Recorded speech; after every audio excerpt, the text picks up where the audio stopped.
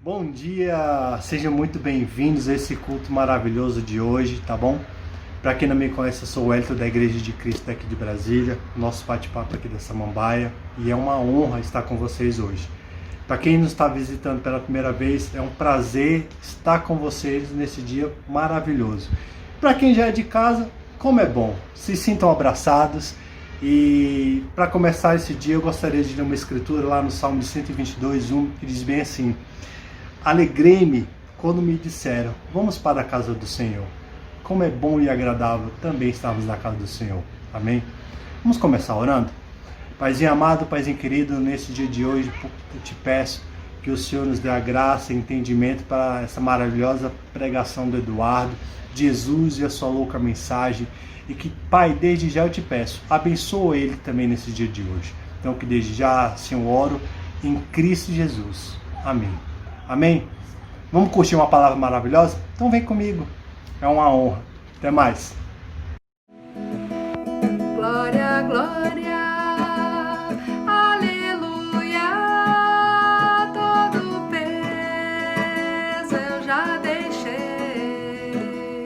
Glória, glória, aleluia, todo peso eu já deixei. Sinto leve, muito leve, todo peso eu já deixei. Sinto leve, muito leve, todo peso eu já deixei. Estou indo de Jesus, todo peso eu já deixei. Estou indo de Jesus, todo peso eu já deixei. Estou indo ao banquete, todo peso eu já deixei. Estou indo ao banquete, todo peso eu já deixei. Glória, glória, aleluia, todo peso eu já deixei. Glória, glória, aleluia, todo peso eu já deixei.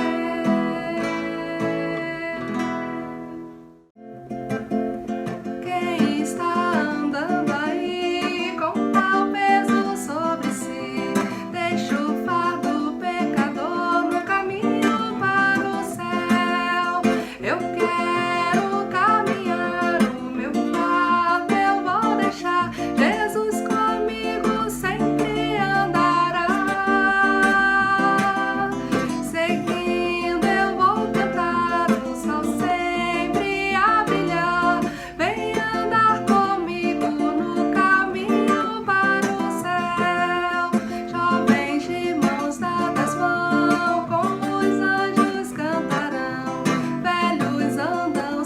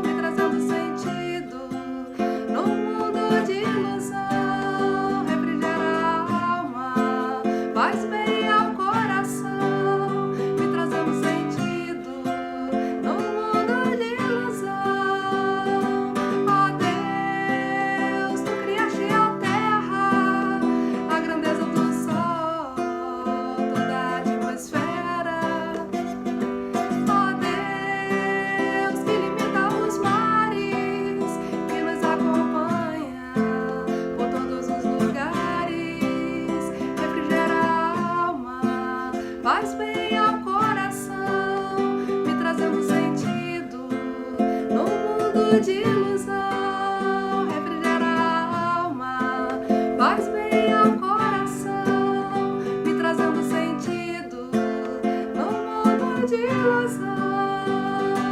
Ó Deus, ó Deus, ó Deus.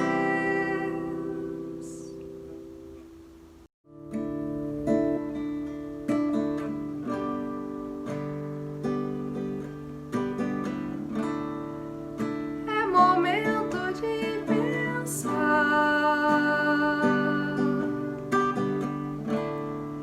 e refletir no amor de Deus,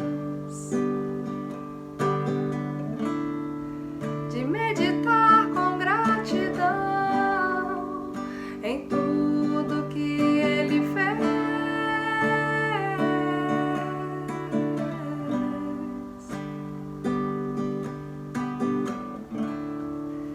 Ao morrer na cruz por nós, carregou a nossa dor,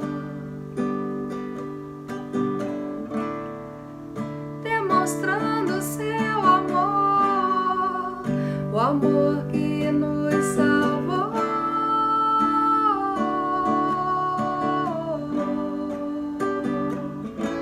O amor é Jesus, o amor é Jesus, o amor é Jesus, o amor é Jesus, o amor é Jesus.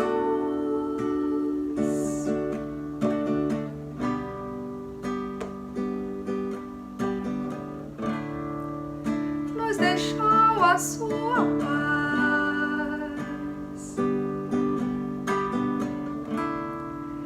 e a alegria de viver,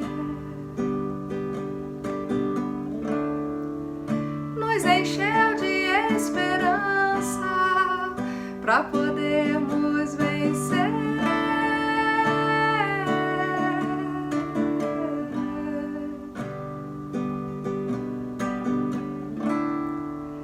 É momento de pensar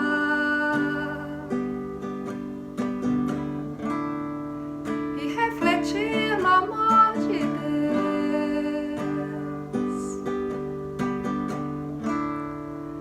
o amor que nos curou, o amor que nos salvou.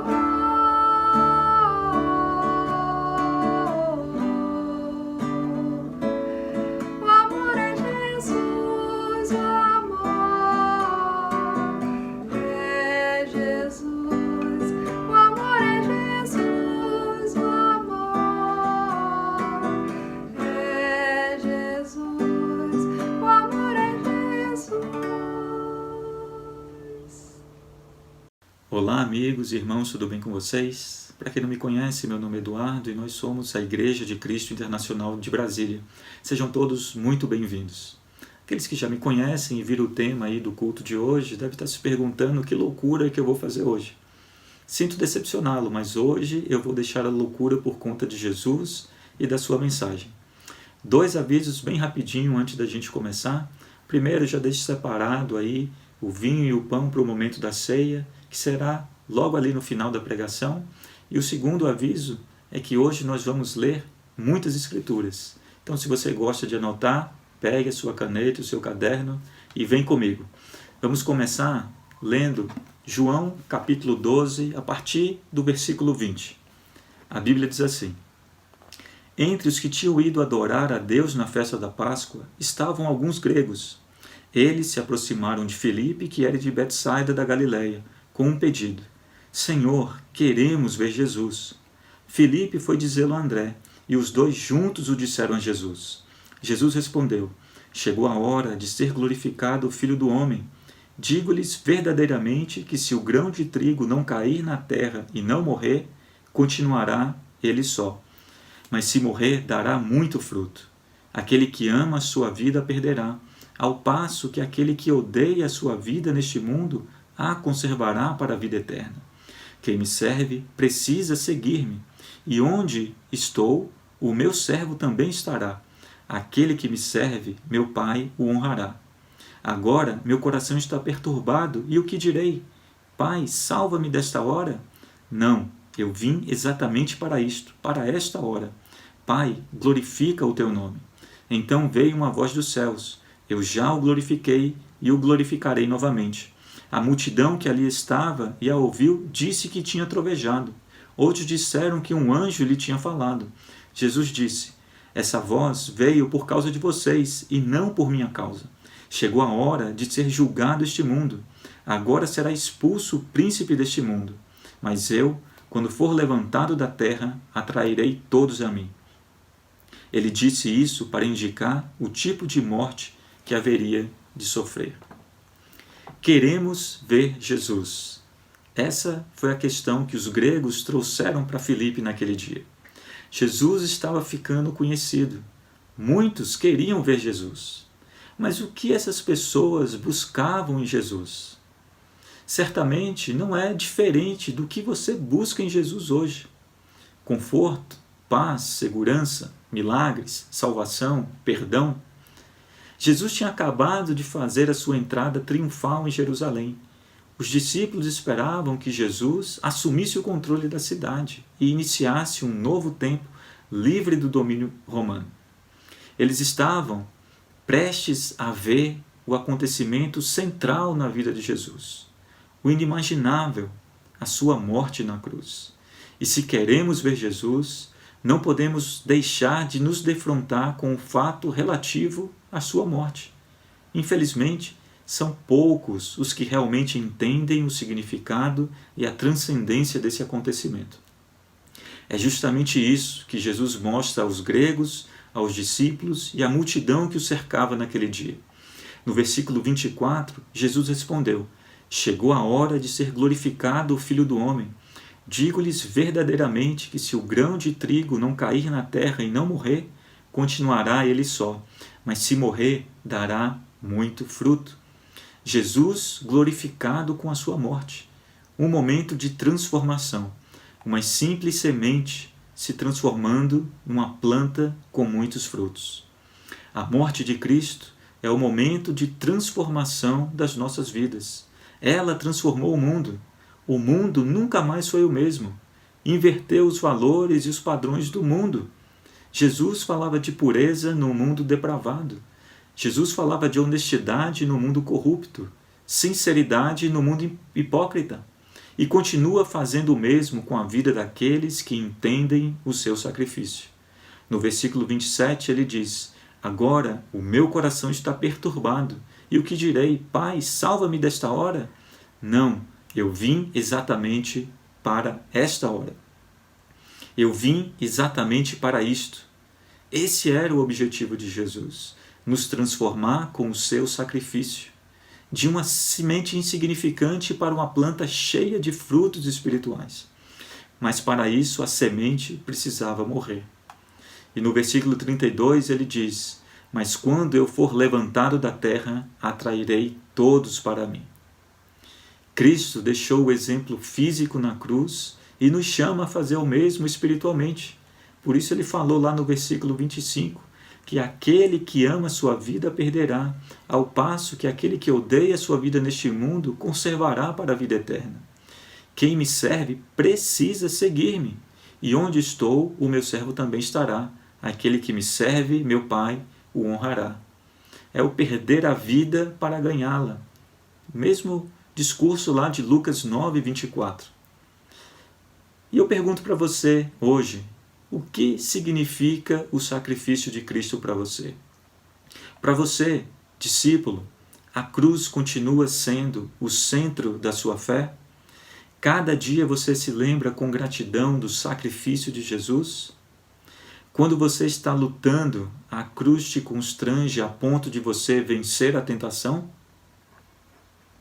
Em Hebreus capítulo 12, do versículo 1 ao 4, a Bíblia diz o seguinte: portanto, também nós, uma vez que estamos rodeados por tão grande nuvem de testemunhas, livremo-nos de tudo que nos atrapalha e do pecado que nos envolve, e corramos com perseverança a corrida que nos é proposta, tendo os olhos fitos em Jesus, autor e consumador da nossa fé. Ele, pela alegria que lhe foi proposta, suportou a cruz, desprezando a vergonha, e assentou-se à direita do trono de Deus. Pense bem naquele que suportou tal oposição dos pecadores contra si mesmo, para que vocês não se cansem nem se desanimem. Na luta contra o pecado, vocês ainda não resistiram até o ponto de derramar o próprio sangue. Esse, para mim, é um texto super desafiador. E o grande desafio desse texto não é livrar-se de tudo que nos atrapalha.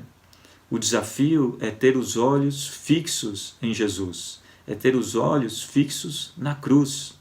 E quando eu falo cruz, eu falo sobre esse processo de morte e de ressurreição de Cristo. Ainda não derramamos o nosso sangue. Cristo fez por nós. E a pergunta é: o que nós podemos encontrar se nós mantivermos os nossos olhos fixos na cruz? E a primeira coisa que nós vemos ao olhar para a cruz é a justiça.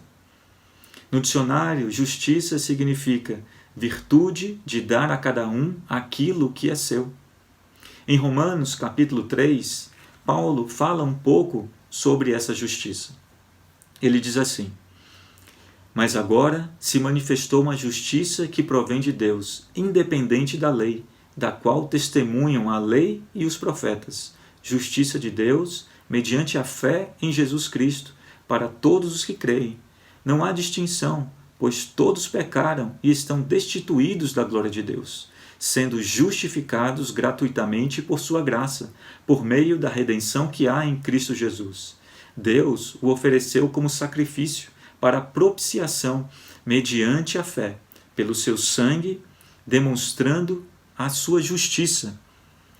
Em sua tolerância, havia deixado impune os pecados anteriormente cometidos, mas no presente demonstrou a sua justiça, a fim de ser justo e justificador daqueles que têm fé em Jesus. A cruz, ela nos justifica. E podemos definir a justificação como um ato judicial de Deus, no qual ele declara, com base na justiça de Cristo, que todas as reivindicações da lei são satisfeitas em favor do pecador. A justificação envolve o perdão de pecados e a restauração do pecador. O processo da justificação, ela apaga a nossa culpa e nos torna puros. É o perdão oferecido por Deus a nós. No versículo 25, diz o seguinte: Deus o ofereceu como sacrifício para propiciação mediante a fé, pelo seu sangue, demonstrando a sua justiça.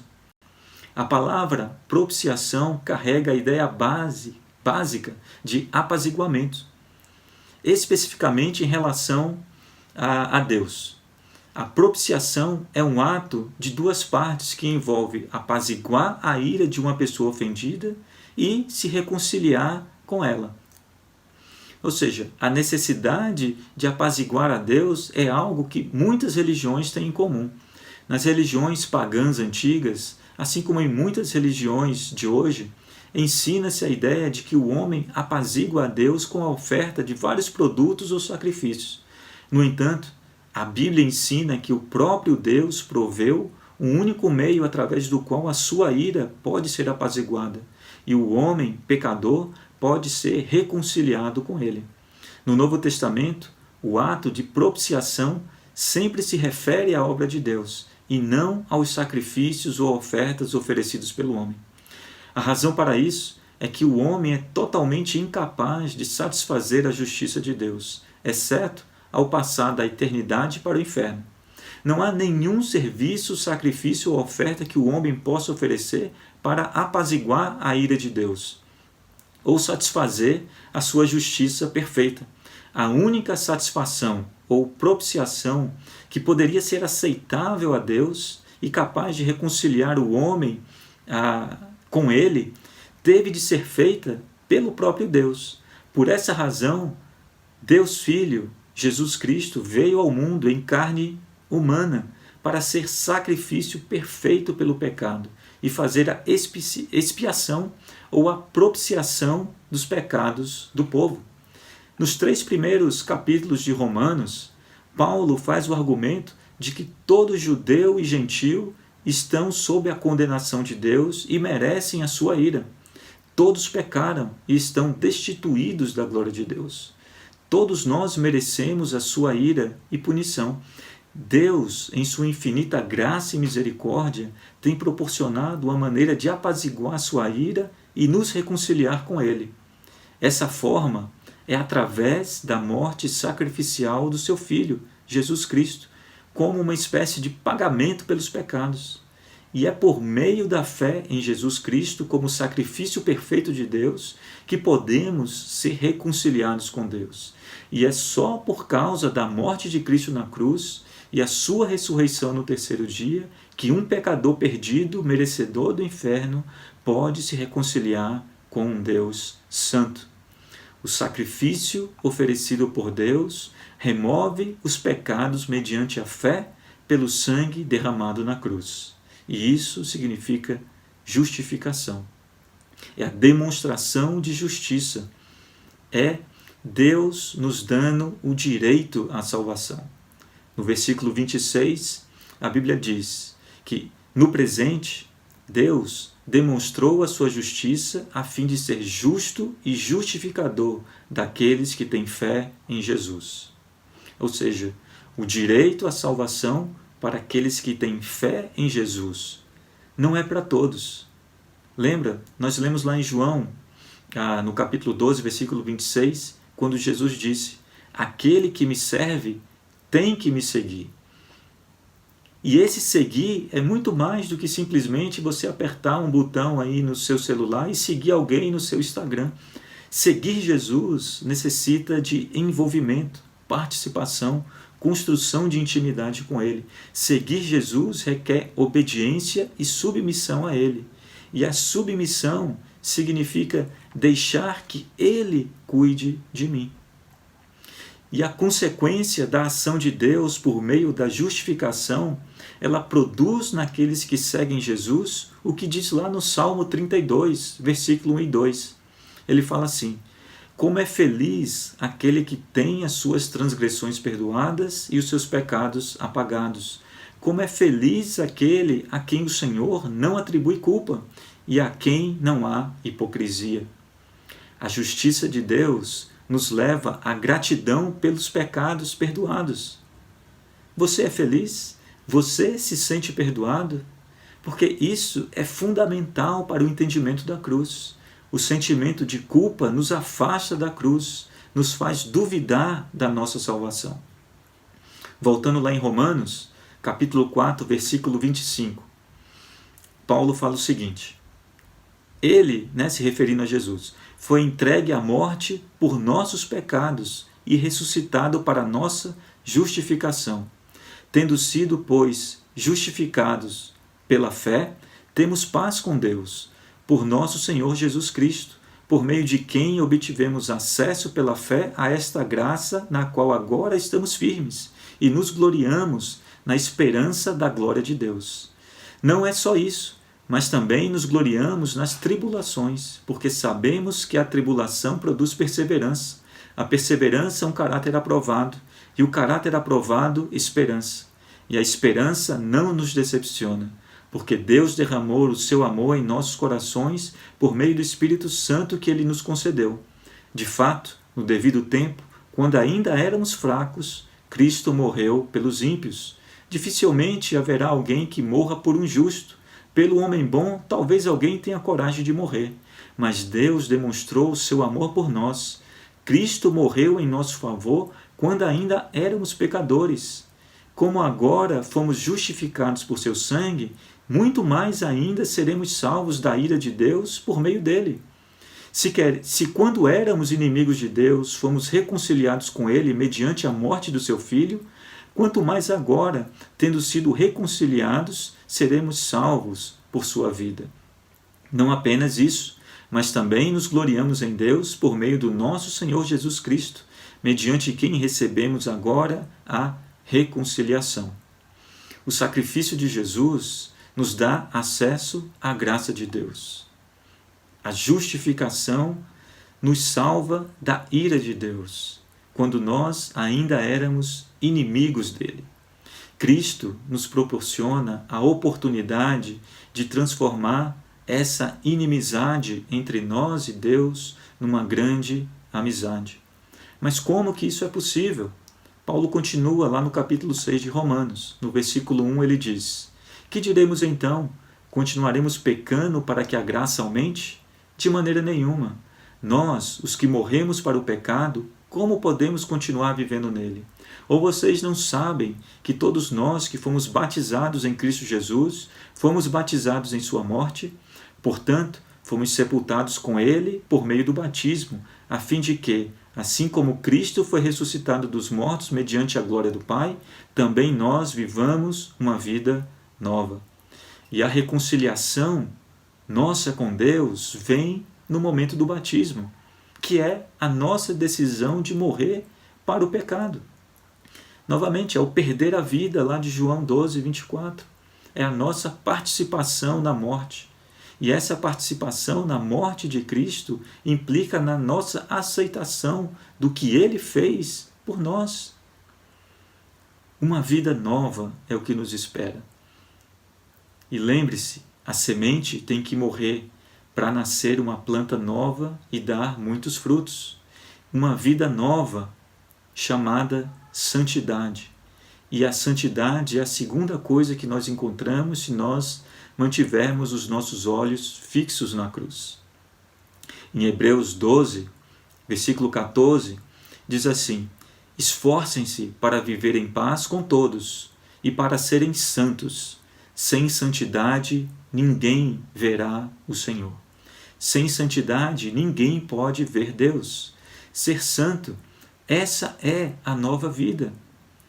Ser santo exige esforço, não é um sentimento, é uma decisão. E isso não é novidade nenhuma.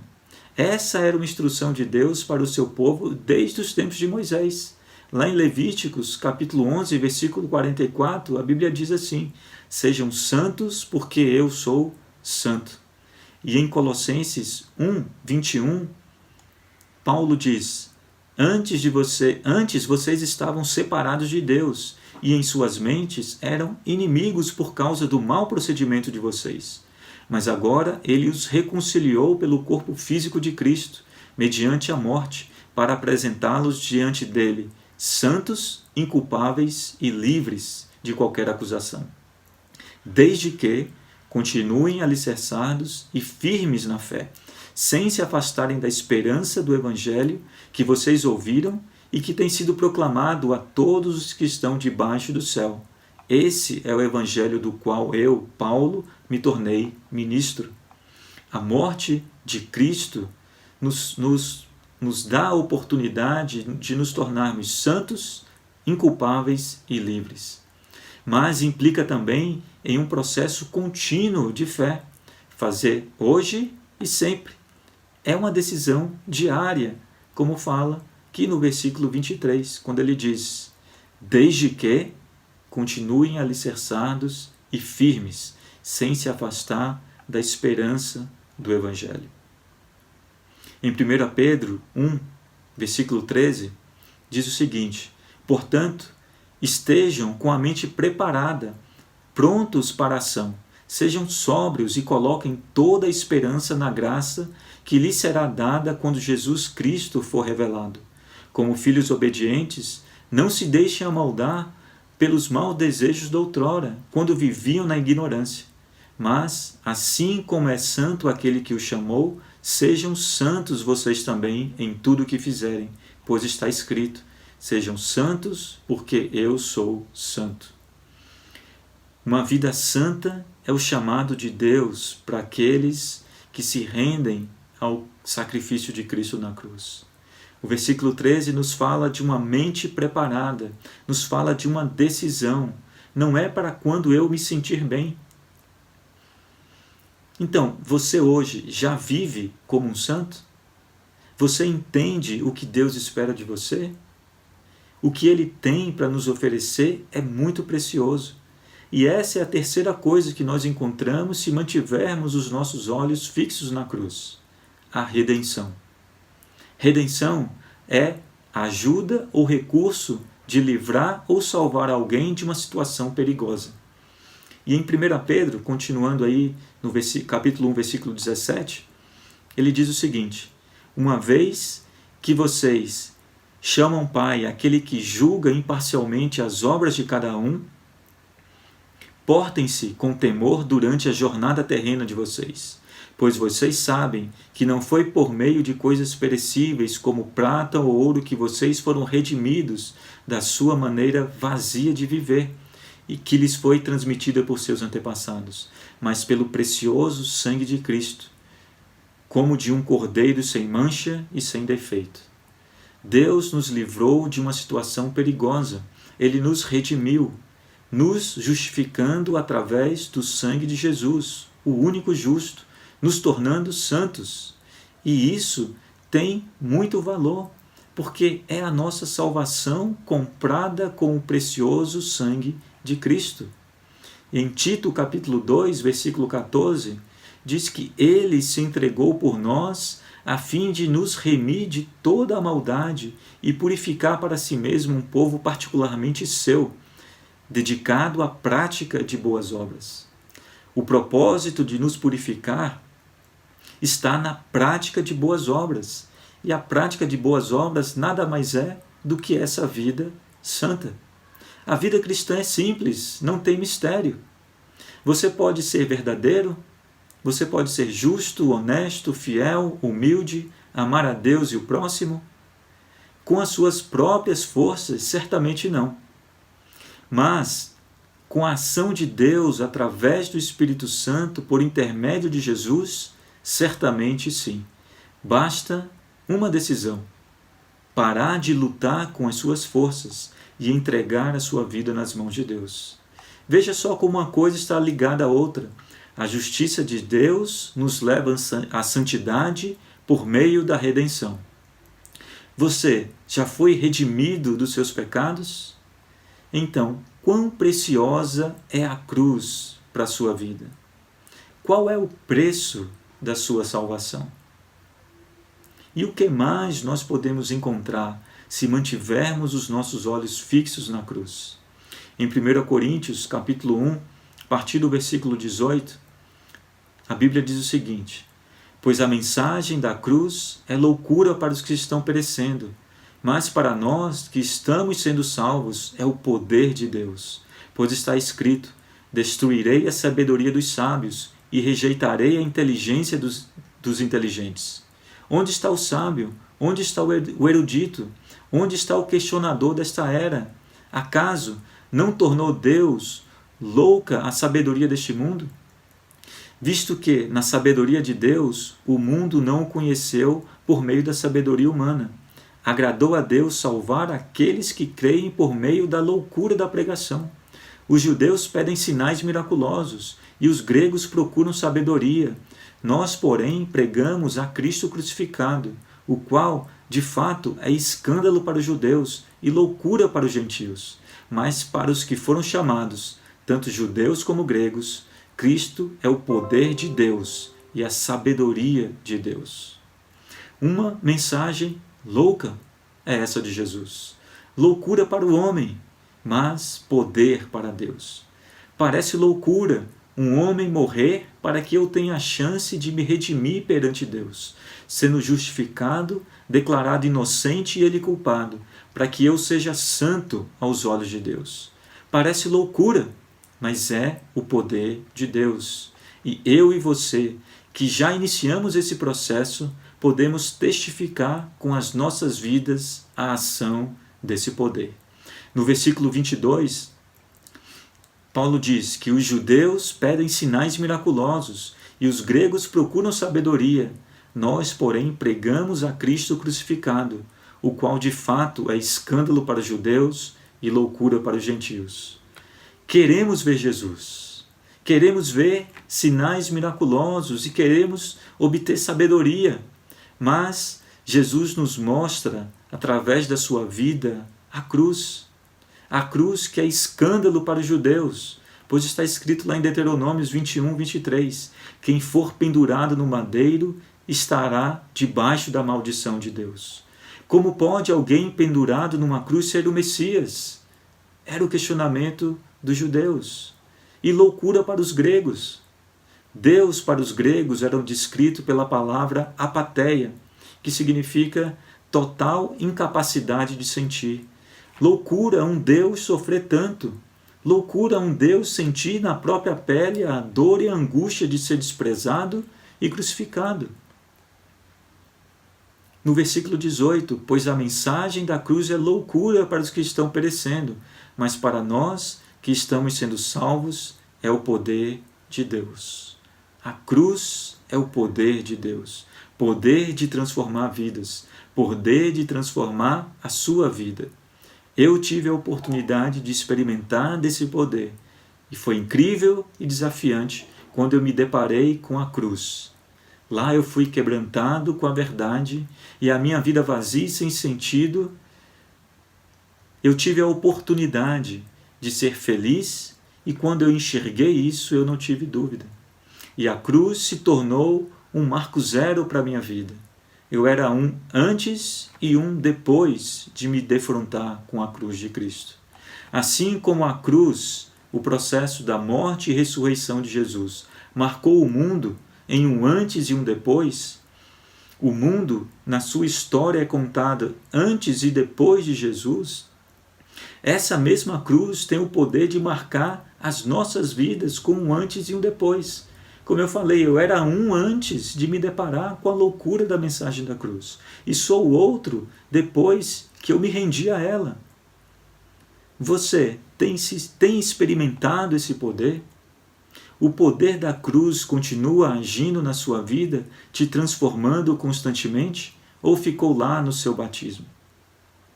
E para finalizar, pegue aí o vinho e o pão que representam o sangue e o corpo de Cristo e vamos juntos como igreja celebrar o momento da ceia do Senhor e meditar no valor da cruz em nossas vidas. Pois o plano de Deus nunca foi de impressionar os orgulhosos eruditas ou encontrar aceitação entre os filósofos. Ao contrário, tomou uma cruz despercebida e um homem humilhado e maltratado sobre ela e trouxe ao mundo justiça, santidade e redenção. Essa é a sabedoria de Deus, essa é a mensagem louca de Jesus. E se você acha que nós somos loucos, acertou, somos loucos por Deus. A santidade é o nosso alvo, ser como Jesus é o que nós buscamos. Além de querer vê-lo, nós queremos segui-lo. E o que te impede de manter os seus olhos fixos na cruz? Lá, nós encontramos justiça, santidade e redenção. Uma vida intensa, sem culpa, cheias de boas obras. Lá seremos verdadeiramente felizes. Vamos orar. Pai nosso que estás no céu, santificado seja o teu nome. Rendemos graças a ti, pois o Senhor é o nosso Deus poderoso, a quem tanto amamos. Obrigado, Senhor, por cuidar de nós a cada dia e por nos oferecer o perdão. Que a tua luz guie os nossos passos, de modo que os nossos olhos jamais se desviem da cruz. Abençoa o pão e o vinho que agora recebemos e que representa o corpo e o sangue de Cristo derramado na cruz em nosso favor. Reconhecemos e aceitamos esse sacrifício que nos constrange com tamanha demonstração de amor por nós. Abençoa a tua igreja e nos dê coragem para anunciar a tua palavra, para que todos saibam que só tu és digno de toda honra, louvor e glória. E é em nome de Jesus que nós oramos. Amém.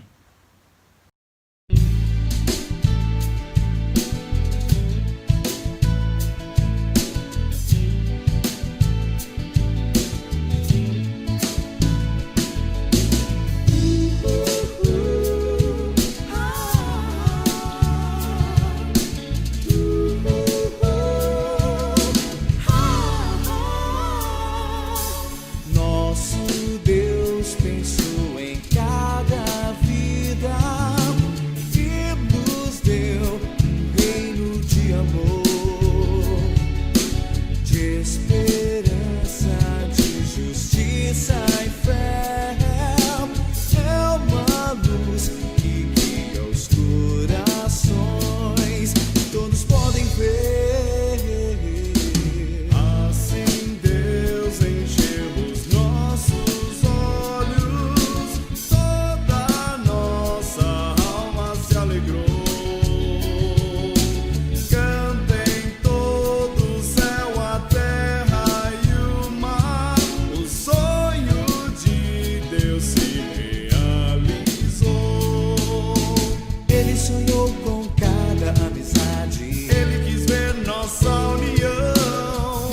alcançou por sua bondade, fez tudo por nós. Agora sonhamos juntos com nosso Deus em conquistar o mundo por meio do amor. Somos mais que pensamos por causa do teu poder. Somos parte do sonho de Deus. Somos parte do sonho de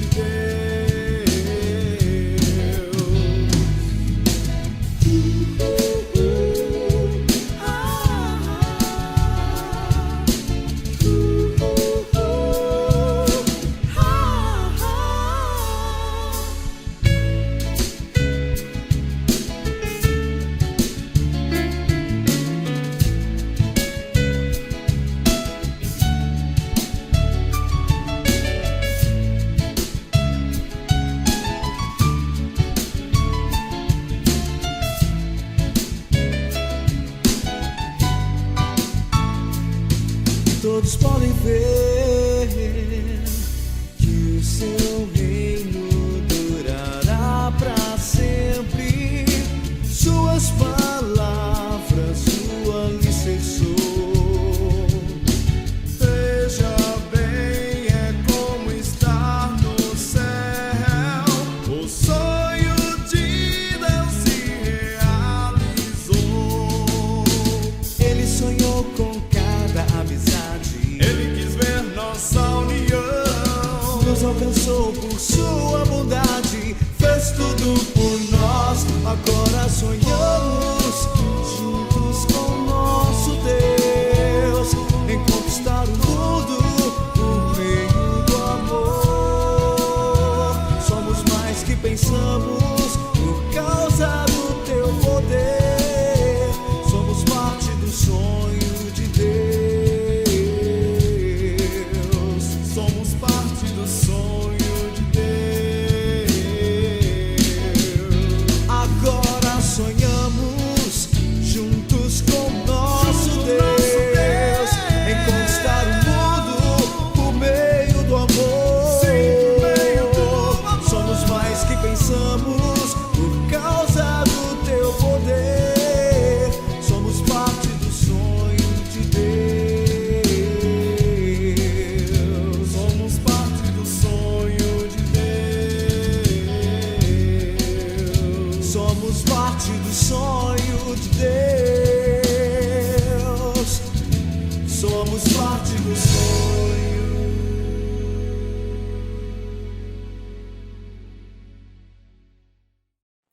Muito obrigado, Eduardo, e muito obrigado a todos que serviram no culto de hoje, tornando esse culto tão especial. Todos têm servido cada semana para tornar nossos cultos aqui isolados, mas juntos, tão especial. Eu queria encerrar com um breve aviso, só para avisar a todos que quem vai nos servir, quem vai compartilhar no culto semana que vem, é um irmão muito querido de todos nós, que é o Pedro Félix, que é muito querido apesar de ter nos abandonado cruelmente pouco tempo atrás. Mas eu sei que eu sinto falta dele, eu sei que muito da igreja sente, então ele vai poder fazer esse ato de serviço por nós semana que vem. Então eu queria encorajar todo mundo a estar aqui semana que vem para ouvir o que ele tem para compartilhar sobre como tem sido a vida dele, o que Deus tem ensinado para ele, enquanto ele tem estado distante de nós por pura maldade. Eu queria encerrar o culto de hoje com uma oração. Deus Pai, Senhor, muito obrigado por todo o carinho que o Senhor tem mostrado para a tua igreja durante esse momento tão difícil que todos temos passado. Pai, eu sei o quão difícil tem sido para cada um, eu sei o quão difícil tem sido para mim, pelo menos. Tá isolado dos meus irmãos, tá isolado de amigos, tá não podendo abraçar as pessoas na rua, não que eu fique abraçando pessoas aleatórias na rua, mas pessoas que eu encontro, amigos, colegas, e eu me sinto tão mal educado e estranho. Mas dos problemas é o menor. Mas eu sei quão estranho tem sido viver nesse período, Pai, onde a gente não tem tantas oportunidades fáceis de demonstrar carinho e amor e gratidão pelo outro, Pai. E eu sou tão grato por nesse momento que tanta gente se sente sozinho, isolado, ter o Senhor na minha vida. Eu sou tão grato porque nós todos temos o Senhor nas nossas vidas, Pai. E por o Senhor nunca nos abandonar, o Senhor sempre se manter perto de nós, mesmo quando a gente não merece, Pai, não se dedica ao Senhor como deveria.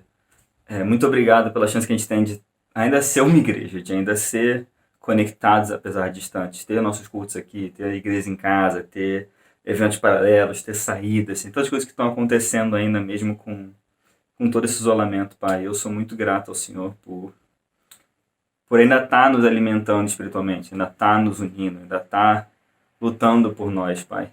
Mesmo quando parece tão difícil para nós estar lutando por nós mesmos. Eu oro muito que o Senhor esteja cuidando de cada um, cada familiar nosso, cada pessoa desse país, Pai, desse planeta que tem passado por tantas situações difíceis, Pai. Eu peço que a gente possa sair disso firmes, Pai, unidos, conectados com o Senhor, que a gente possa estar espalhando Tua palavra ainda, apesar do isolamento, Pai, que a gente possa estar servindo ao nosso irmão semana que vem que vai fazer o culto, chegando na hora e comentando e apoiando e encorajando ele depois, Pai. E que com pequenas ações assim, se a igreja continue mostrando carinho e amor um pelo outro, Pai, a gente consiga cuidar emocionalmente e espiritualmente um do outro nesses tempos difíceis que a gente tem passado, meu Deus. Obrigado por o Senhor sempre estar conosco e nunca nos abandonar. Obrigado por tudo que o Senhor nos dá, Pai, em nome de Jesus, eu quero muito grato. Amém. Braços vão aos ares, se não